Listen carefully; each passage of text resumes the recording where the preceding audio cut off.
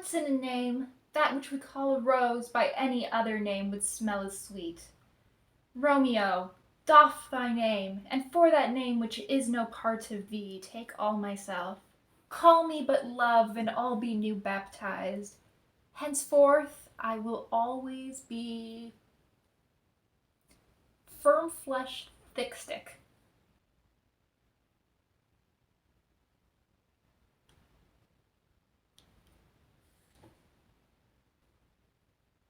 I think we should see other people. Hello and welcome back to Beauty Beat, where today we are talking about some truly awful product names.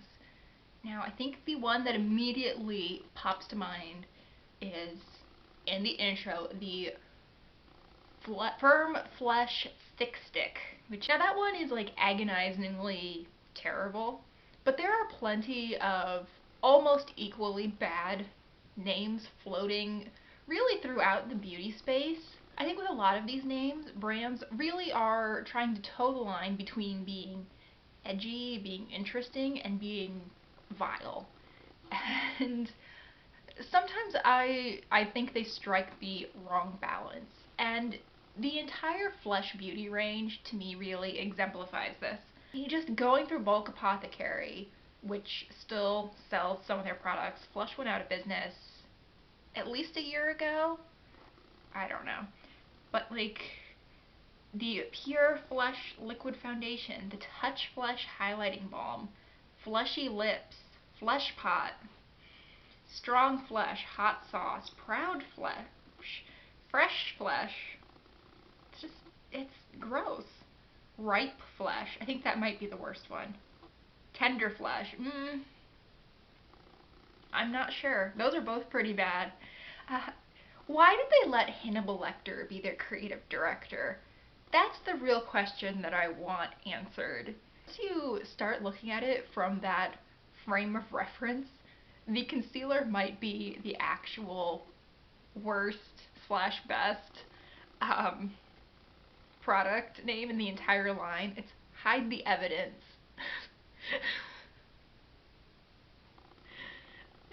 It's disgusting. I'm really not that surprised that Flesh Beauty went out of business.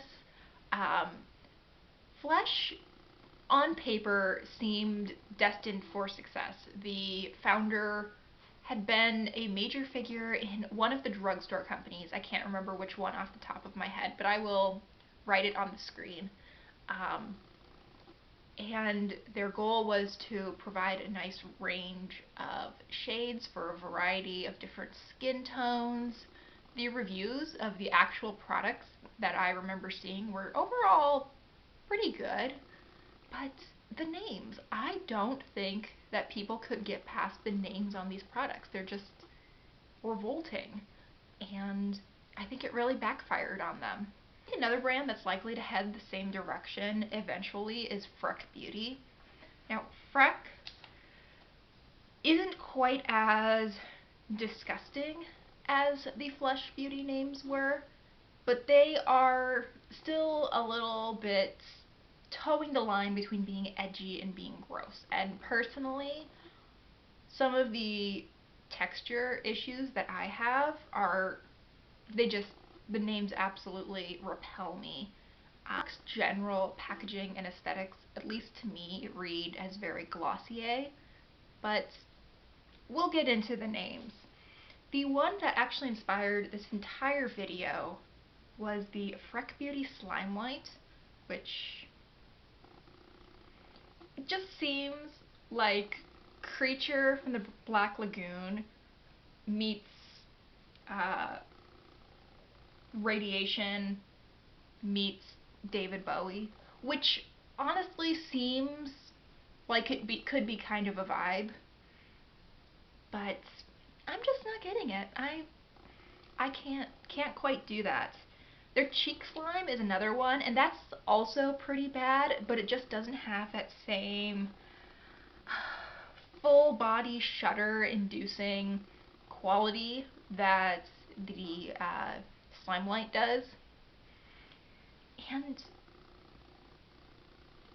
it's very strange because with both Slime Light and I believe Cheek Slime as well, the individual shade names are very space themed.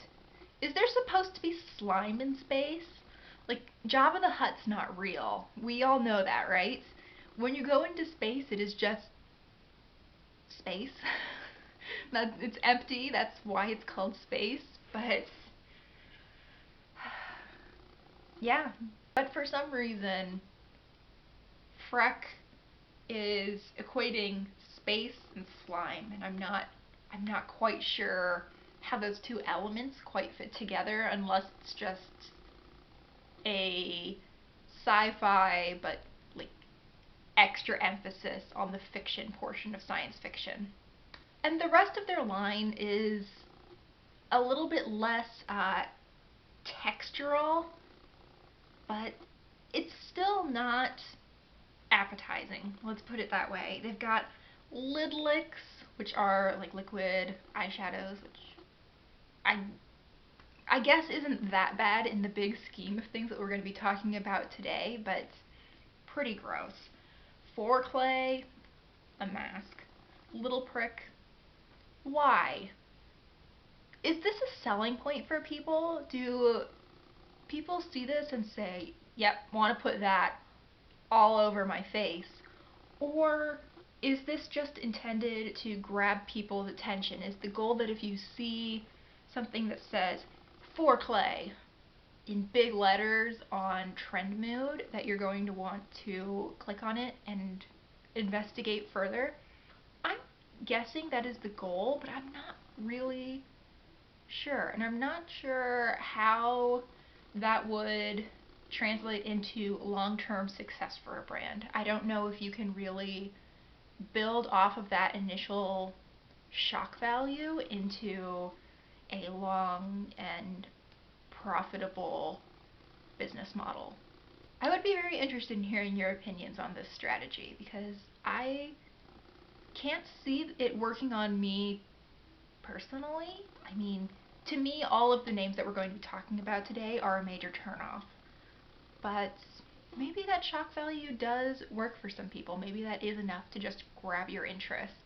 And I thought that while we were here, we might as well take a little trip down the memory lane of truly awful product names and just share a moment of disgust. You know, this is a bonding time for all of us in our absolute disgust of makeup companies and disbelief at their naming practices.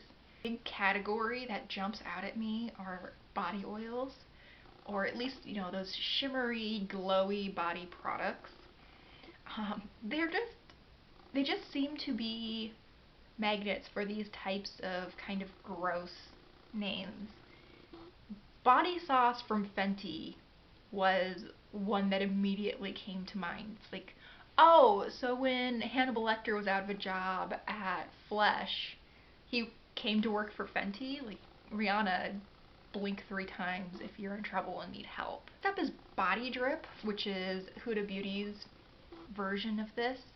Again, kind of disgusting. I think that the recent advent of young people, the youths, using drip to mean just style, I believe, or swagger, something along those lines. I'm an internet old, not a real old, just an internet old.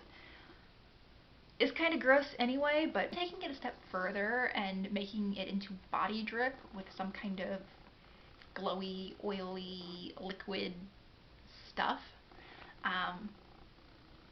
No, really don't want that. And this one might just be me, but the new Melt sex oils those are kind of gross too. I can't quite put my finger on why that's gross to me, but something about it kind of gives me the shivers. There's nothing that I can say that hasn't already been said about the Glow Job mask from Too Faced or the Lady Balls lipsticks. I feel like Jeffree Star has had quite a few products that are in a similar category. One that popped out at me were the Velvet Trap lipsticks. Disgusting. And honestly, I'm not quite sure how I feel about a man having a line that uses that. No, don't like that at all. And this one's not gross.